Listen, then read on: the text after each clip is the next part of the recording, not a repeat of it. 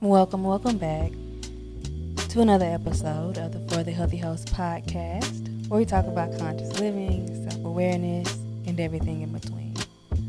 I'm your host, Ree. Thank you for joining me and allowing me to be a part of your journey. Let's take a deep breath, because I need it. I really need it right now.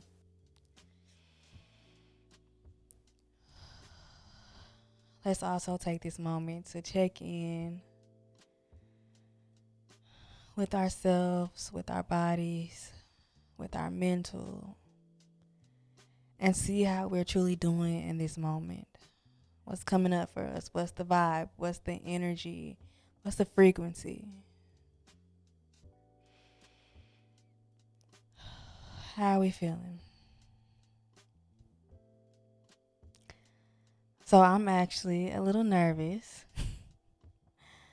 I'm not going to get too deep into it, but I'm a little nervous because typically, okay, it's weird because I be talking to an audience who is listening, or a community who is listening, but also a community who is watching. So for those who cannot see, just know I'm doing a visual today as well, and will be for the foreseeable future. And it's just me. And that makes me a little nervous. And that's kind of scaring me a little bit today. It scared me last week. And yes, last night, literally last night, I was like, I'm not gonna record the podcast today. I'm gonna do it tomorrow. Like, it kept getting put off, and tomorrow's Friday. And so I woke up and was like, no, we're doing this. I had to give myself a pep talk. You can do this. You can do this. You built this shit brick by brick in my Franklin voice. But just because you're scared or you're afraid doesn't mean you shouldn't do it. Do that shit scared. Do it afraid. Do it nervous.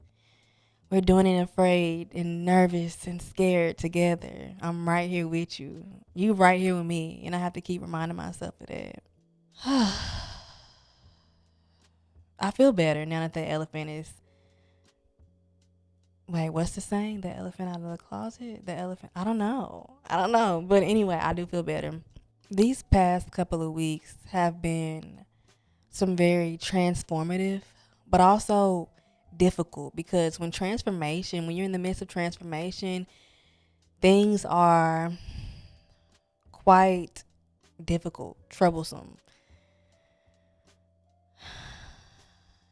And during these past couple of weeks, I have been really forced to look at myself in the mirror. And I don't mean on a surface level. I mean really look inside and notice things, notice ways of thinking, ways of living. Just honestly, simply noticing. It's crazy. It's so crazy. I know I keep talking about this transformation and this growth, but it is so apparent. And I say all that to say something that I was forced to see and actually notice. And I didn't notice it, and so I decided not to do the thing. For quite some time, I have been unconsciously waiting for someone to save me, someone or something to save me.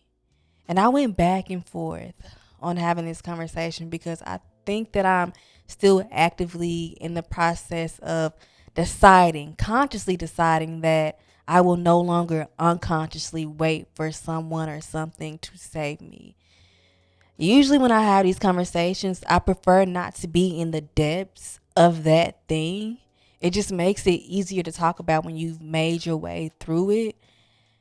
So bear with me, because I'm still actively going through this. I'm still actively deciding to no longer wait for someone to save me. What exactly do I mean when I say that I'm waiting on someone or something to save me? A while ago, I remember saying on the pod, I feel like I've been holding my breath, like I'm waiting for something. And I was like, I don't know what I'm waiting for. I have no idea what I'm waiting for.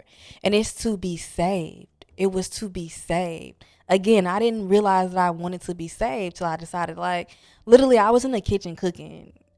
And a voice, like, I have a lot of voices. When you sit still, I'm telling you, you're going to hear them voices. You're going to hear your angels. You're going to hear your ancestors. You're going to hear spirit. But the voice said, I stopped waiting to be saved. That's what the voice said. And this has been something that I've been unconsciously doing, like I said, for quite a while, even when I was a kid. And it comes in many forms and disguises. When I was a child, it was always, you know, if you don't know, my dad, and when I was growing up, he wasn't very present in my life. That's even that is making a shift, which is crazy. But I would say things like, if insert whatever popular handsome celebrity, and think of like that. It's so weird. Think of like Terrence Howard or Nelly. And I would say Morris Chestnut, but Morris Chestnut could never be my dad, because in my 12-year-old mind, he was my man, okay? But like waiting for someone or something to save me. And as I got older, it became, okay, if I get however many followers, this will save me. Or finding, I don't even know, like even in partnerships, whether it's romantic or platonic, having that person or that relationship save me. And truthfully, the only person that could have and will ever be able to save me is myself. And I was thinking, I was like, what exactly are you trying to be saved from? And I don't still have that all the way 100% figured out. But a part of it is wanting to be saved from myself, wanting to be saved from the mental slavery that I cause every day, on myself. Not every day. I'm working on it.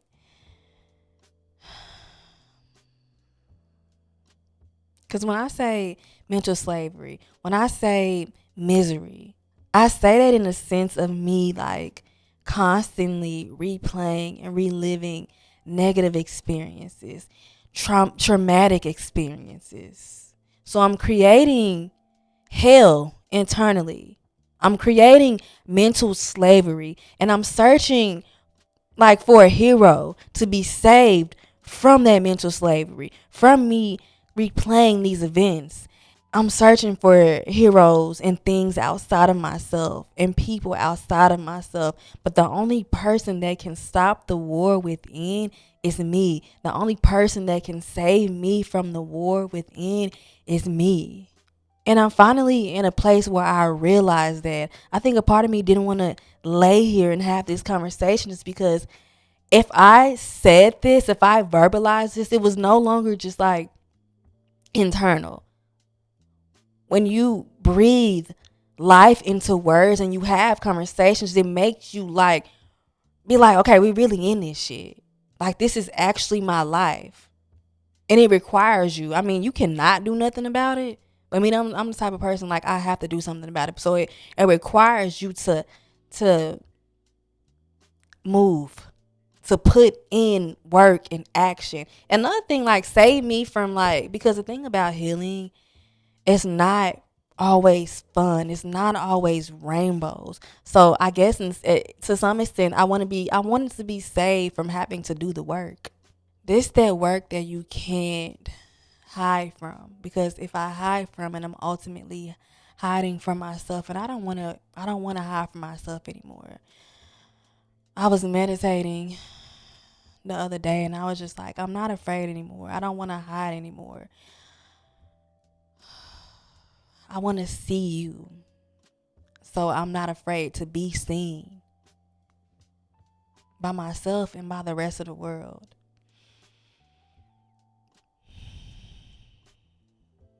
By embracing me, loving me, respecting me, doing the work that is myself, I'm saving me. I'm saving myself. No longer deciding literally in this moment to no longer be a damsel in distress, no longer needing to be the girl who has to be saved. That is not my story anymore. When I was in this space of unconsciously wanting to be saved, which was last week, which was a few days ago. But hey, we move. When I was in this space, I noticed a few things about, the current me, but also past me. Sometimes you really can't, feel like most of the time we usually don't like notice things in the moment while it's happening. A lot of my biggest like realizations happened after the fact. Like, damn, when you were in that thing, XYZ happened. This is why, like, the dots be connecting, like, after the event, the experience, when you actually take time to reflect on it. That's why I love reflecting so much. But some things I noticed when I was in the space of needing to be saved is stagnancy. So much stagnancy. Because you have to think about, which is also my second thing, I'm not actually giving my all. And I mean literally and figuratively. Like, I'm not giving my all when it comes to myself. I'm not giving my all when it comes to the things that I want to do, the things that I say I want to do, the promises that I've made for myself. I'm not giving my all when it comes to those things. So, of course, by not giving my all, I'm reaching a level of stagnancy. I'm half assing shit because ultimately I feel like at the end of the day, somebody's gonna come and save me. Why would I give my all? When somebody's gonna come and pick up the load. There's no reason. There's no point. Something else I noticed is also, and I think I've been very vocal about this in the past, but living in a fantasy world. I'm all for visualization. I'm all like, y'all know I'm a manifesting girly. It's what I do. But I think there was a point in my life where my world was such a fantasy world. It was full of woulda, coulda, shouldas, and I think that's the difference between manifesting and living in a fantasy world. It was full of woulda, coulda, shouldas. If this would have happened, if XYZ would have, I would have been this. Right? I don't that's a dangerous fantasy world to live in. And it left me in a space of neglecting my current reality. Because, I'm still living in the past. I'm creating this fantasy world based off of what could have happened in the past. And that is dangerous. It caused me to really neglect my current reality. And again, back to the point I said before, not go hard, not show up, not do what I'm supposed to do. One thing about a fantasy, it's beautiful. You can make it as beautiful as you want it to be. But I won't do that anymore, not at the risk of running away from my reality, running away from myself. Because here's the thing, I won't be able to bring that fantasy, a fantasy not attached to woulda, coulda, shoulda, not attached to the past. I won't be able to bring, I should say, visualization, the manifestation. I won't be able to bring it to my current reality when I'm neglecting that reality. I also found myself hella disappointed often because of the expectations that I had of being saved. I found myself being disappointed in people for expecting them to do something that they didn't even know that they were supposed to do, quote unquote, supposed to do. I really could go like all the way on that. I don't know if I want to, but expectations, putting expectations on experiences, on my creativity, on my existence, on people and things outside of myself is a dangerous game that I played for years. Because I would always be disappointed, and I will always be disappointed if I continue to expect. I stopped being disappointed the day I stopped expecting. But coming back to today and the intentional and conscious decision of no longer waiting for anybody to save me, I also noticed a lot of things that shifted, a lot of things that were released, and other things that were acquired. within this journey. Blame versus responsibility. First of all, I have been the person. It's painful to say, but it's true. I have been the person, and I've also hated to be around the person who just blames everything that they have ever experienced, everything, like the reason why they are who they are, blame it on other people and other things outside of themselves. Yes. And especially when we think about childhood. Yes, we experienced trauma. Yes, there was a point in our lives where people, our moms, our caregivers, our dads were responsible for our well-being. Why am I having trouble saying that? They were responsible for our health in all capacities. And it's people, there are people in our life who did us wrong, who caused us trauma. And yes, let me tell you something, it's easier to blame. It is easier to blame. At some point, you have to realize that your existence is nobody's responsibility but your own. Your healing is nobody's responsibility but your own. Healing your wounds, overcoming the trauma, that is nobody's responsibility but your own. I have reached a point where I don't want to blame. I don't want to keep blaming people. What is that going to get me? What happened? Okay, and now what? Because the thing about it, the person who harmed you, the person who did you wrong, I doubt that they are thinking about it as much as you are. I doubt that they are identifying with it as much as you are. And I've decided that I want to take responsibility for my life. I want to take responsibility for my existence. I want to take responsibility for my desires, for all that I am, for all that I will become. Because when you take responsibility, something in you literally shifts. Your identity literally shifts. You no longer are a victim. Because when you're blaming, you're a victim. Someone did you wrong. You're identifying as a victim. But when you say, hey, I'm responsible, I don't know. I don't know about y'all, but it does something to me. It gives me power. I'm able to show up. I'm able to stand in my power. I'm able to realize how limitless that I actually am, all that I can do. Literally, my mindset, it shifted when I said I'm responsible. I'm no longer choosing to identify with what I've experienced. I'm no longer identifying as this victim. I am the hero. I am the hero of my own story. When I decided that I am responsible and I take full responsibility, I also simultaneously decided that I'm a hero. I am the hero of this story. Also, when you decide to take responsibility, for me, forgiveness.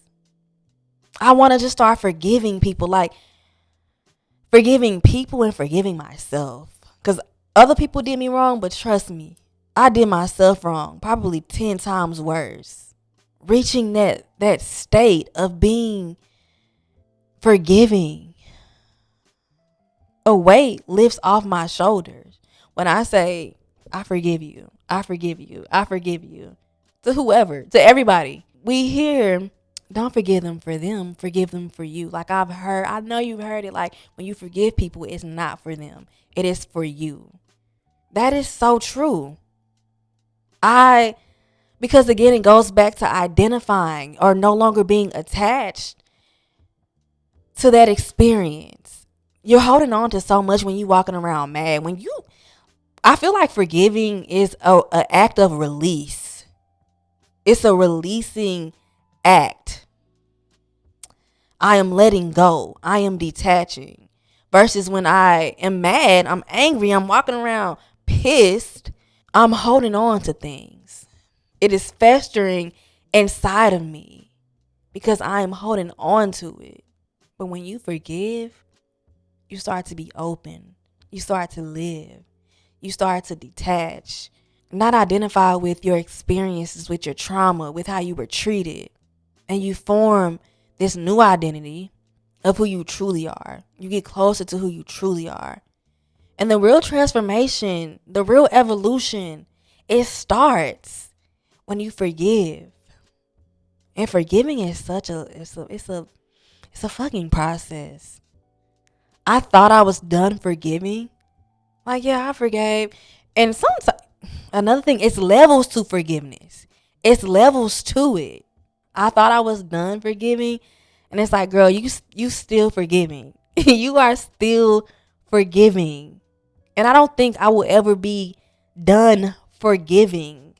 It's such a lifelong process. And I think more than anyone, I will continue to forgive myself on a daily basis. And I also feel like when you are at a space where you are continuously offering grace and forgiveness to yourself, you can offer those same sentiments, those same release efforts, in a sense, to the rest of the world, to those you love. Another, I guess, opposing theme, because that's really what they are, complaining versus finding a solution. I'm at a point in my life where I hate complaining. I be like watching the thinker, and sometimes like the complaints are not mental, they're also like verbal. They don't just live in my mind. They begin to manifest into words. And if from a non-judgmental place, I just be like, I'm so fucking tired of complaining. I also get in the space where I get tired of hearing others complain. Cause it's just like, ain't nobody got you mean to tell me we ain't got no solutions? All we got is complain. I feel like we live in a world that's full of complaints. I feel like there are so many more people offering complaints than there are offering solutions. Complaining creates chaos, whereas solutions create peace. It creates so much peace.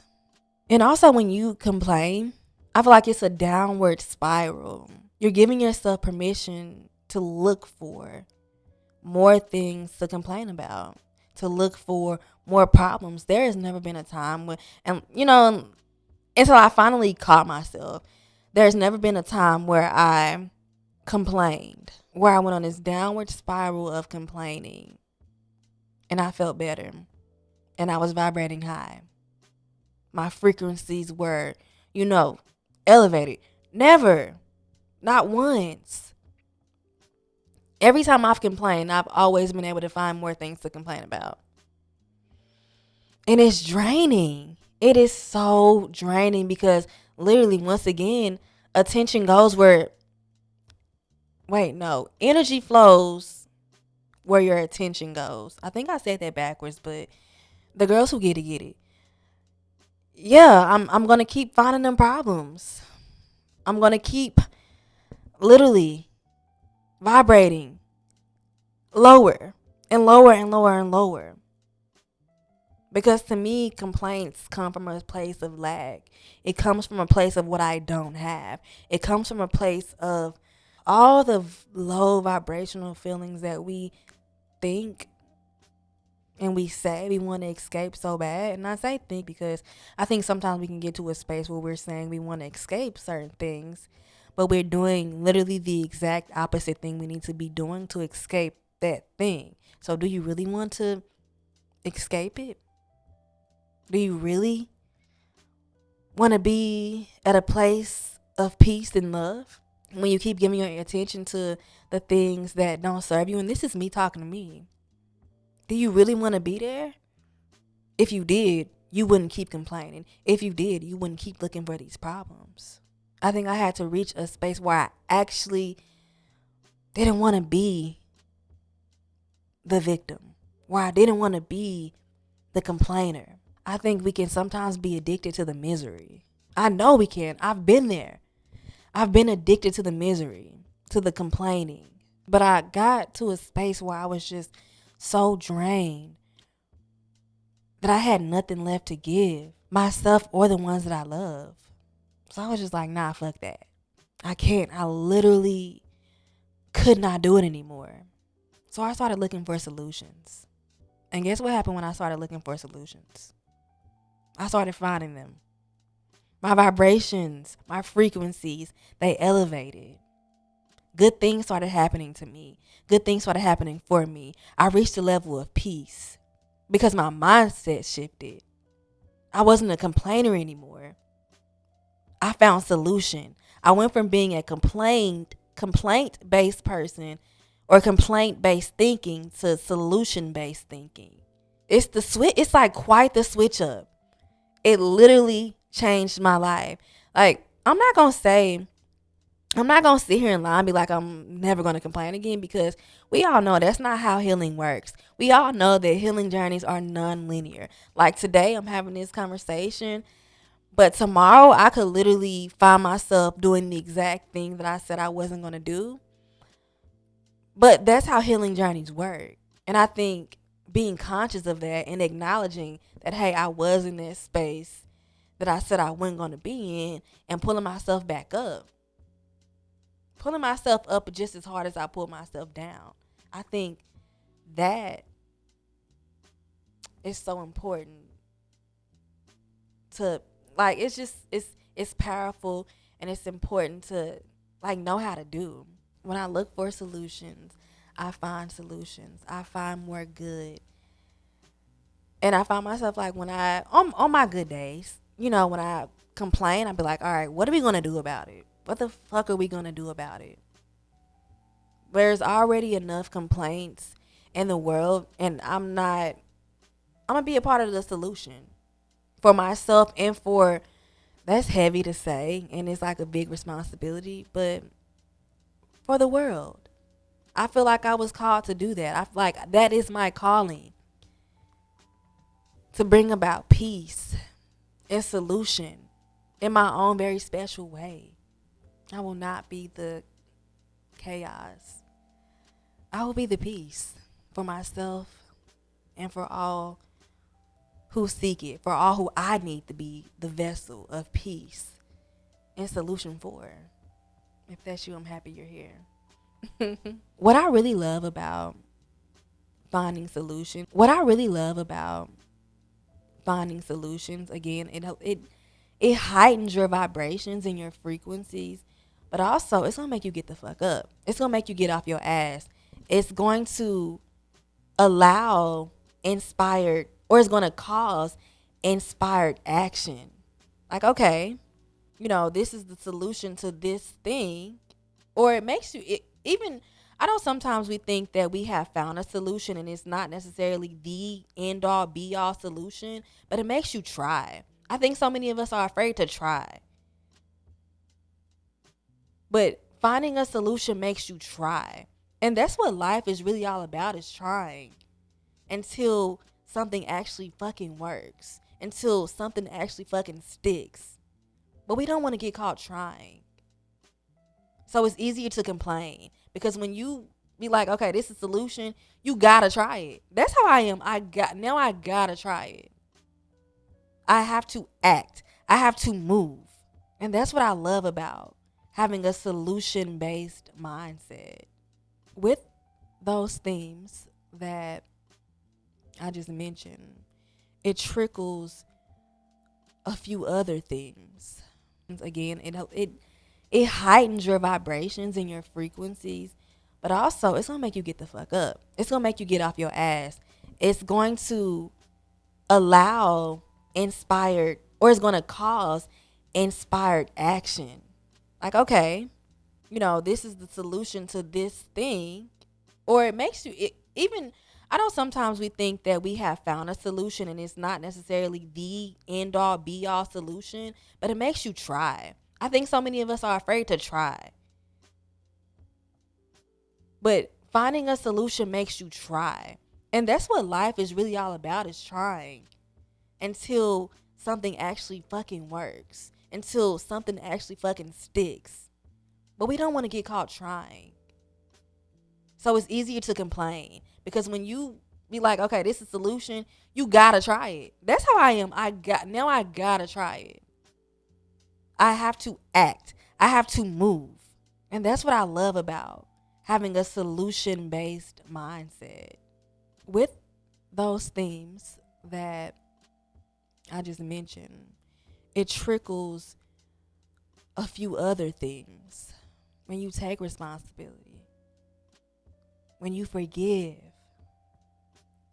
when you find solutions, when you try, when you act, when you move, it inspires radical acceptance of yourself. And I think that's the most important one, of yourself. You can't move how you need to move if you haven't radically accepted yourself. Radical acceptance of the past.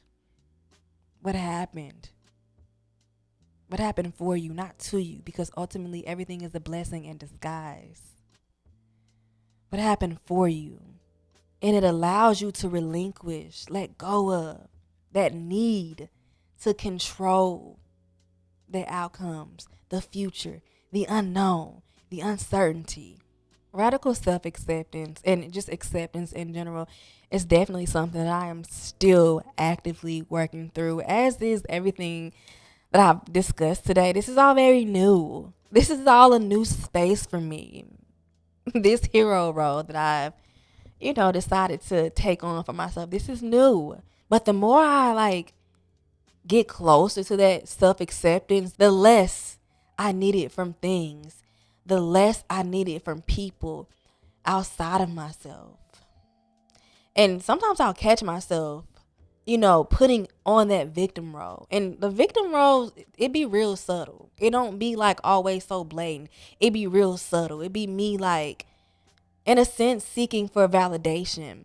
But when I get closer to accepting myself, I realize the less I have or feel like I need to do those things, look for the validation, look to be saved, the less I need to operate as a version of myself that is more accepting, more favorable, more loved by society.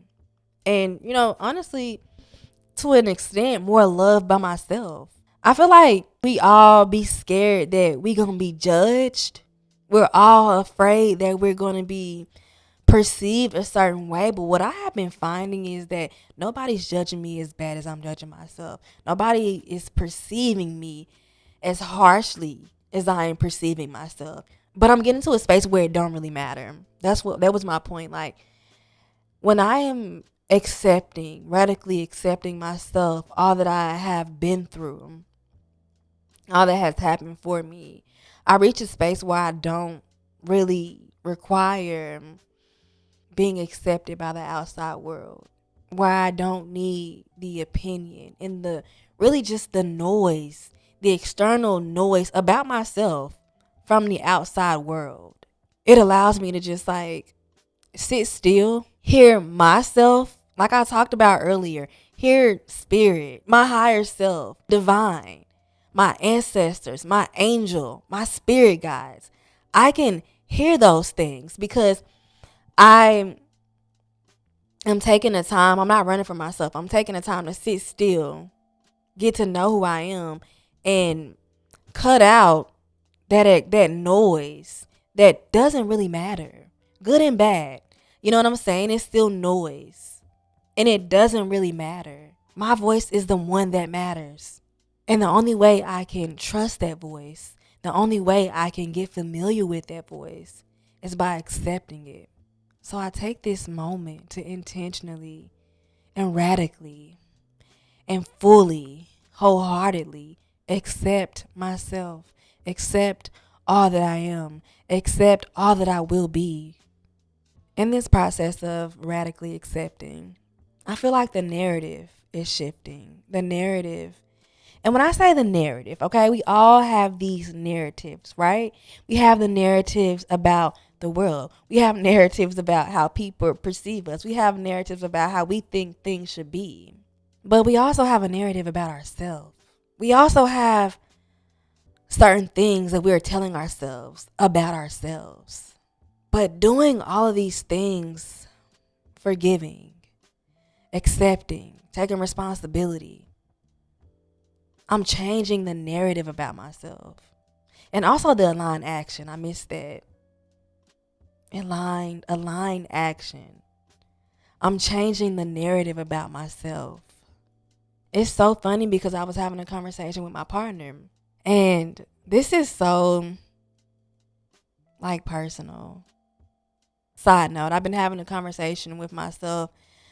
All of my thoughts don't belong on the internet. All of my thoughts don't belong on the pod. I have to save some things for me. So as a creative, as a healer, as someone who, is constantly releasing by speaking, I've had to decipher between what is going to stay with me and what will I share with the world. I'm being more intentional, and I do want to share what I'm about to say. So recently, I want to share it because I feel like it kind of connects the dots on what I'm saying. So recently, my dad, as well as my siblings on my dad's side, they all came to visit me. And I was actually so kind of nervous, excited. Let me say, my dad has never come to my home. He has never come to visit me. Again, it's a relationship that is being worked on. It is a relationship that is evolving, from him not really being present in my life to now he is trying. I am trying. He and my siblings, they came here. It was a great time. We got to know each other even more. But before that, I had this narrative, which I'm not going to get into what that narrative was, but I had this narrative about him. I had this narrative about my dad. And after he left, that narrative shifted. Me and my partner, we was like, damn, he really switched the narrative. We were blown. He really switched the narrative up by showing up, by putting in, I guess, aligning his actions with his word, with his intentions. He switched the narrative up. And I view him different now. Just as he was able to switch the narrative that I have about him, we're all able to do that for ourselves. When we start moving how we say we're going to move, when our actions start aligning with our intentions, when our actions start aligning with our desires, we switch up who we say we are. We switch up the narrative that we have been saying about ourselves. Just how others in our lives y'all, sometimes I'll be catching that accent and I'll be like, girl, ooh, child, whew, but I love it and I love me and I'm accepting that about me. But just how others in our lives are able to switch up the way we think about them, we're able to do that shit about ourselves. Even when me and my partner was having that conversation about my dad changing the narrative, my mind was blown because I was like, shit. You really can do that shit with yourself. That can actually happen with yourself. And by doing all the things that I just said, by going through that process, by noticing those themes within my life, I have really been able to switch the narrative of myself to myself. Does that make sense? It's tricky to say, but I've been really able to change that narrative up. And when you are able to change the narrative, it feeds that confidence. It positively feeds your existence, your being, because now you're like, I can really do this shit. I can actually move how I say I want to move. I can actually manifest what I say I want to manifest. I can actually do what I say I want to do. I literally told myself the other day, because here's the thing, we have so many limiting beliefs. I'm so guilty of putting myself in boxes. I'm so guilty of limiting myself. So I had to tell myself, you can do whatever you say you want to do. You can do whatever you say you want to do. I realized that I can actually do this. I can actually do whatever it is that I say I can do. I think we know this, but I think sometimes it needs to be said. Evolution, transformation in all capacities, it cannot happen without action. But in order for you to actually do, you have to believe that you can do. You have to switch up the narrative. What narrative? What are you telling yourself about yourself? What picture are you painting of yourself to yourself? In order for you to switch up that narrative, though, you do have to accept. You have to take responsibility. You have to forgive. You have to look for solutions in order to be all that you were meant to be. For me, those have been prerequisites. The prerequisites of becoming Ree. I've had to look inward. I've had to face myself. I decided that I'm not afraid to look inward, to look at my scars, to look at my wounds. I accept all that was and that will be so that I can actively, intentionally change the narrative in order to become whoever she is. I'm not attaching, I'm not identifying with any of it, because I noticed something about myself when I try so badly.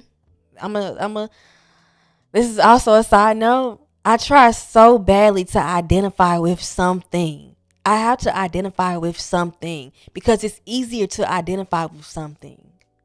And it may not relatively be easier, like generally speaking, but it's easier because I've always done that. But when I identify, I box myself in. I place limits on myself. Physically and mentally, I place limits on myself. When I'm a complex human being, it's harder to understand things that are complex. It's harder to make sense of things that are more complex for me personally. So I find myself identifying. I find myself boxing myself in, like making up rules. Like I literally have so many rules. Like my life, my world is constructed by rules. Do you hear, like, just saying that out loud? Do you hear how limiting that is? So I'm accepting all that I am. I'm allowing myself to be complex. I'm not identifying with my past, with who I am now. I'm not identifying with anything because when I identify, I attach. And attaching ain't never, ever, ever. It's never done me any good. I say all that to say that I'm deciding to save myself. And these are the things that are required of me. Since I'm going to be my own hero. Since I've decided that I'm going to be my own hero. With that being said, thank you for being here with me today. Thank you for seeing me. Thank you for hearing me. I'm sending you so much love, so much peace, so much abundance, and everything you need in this moment. I'll talk to you next time. Bye. Mwah.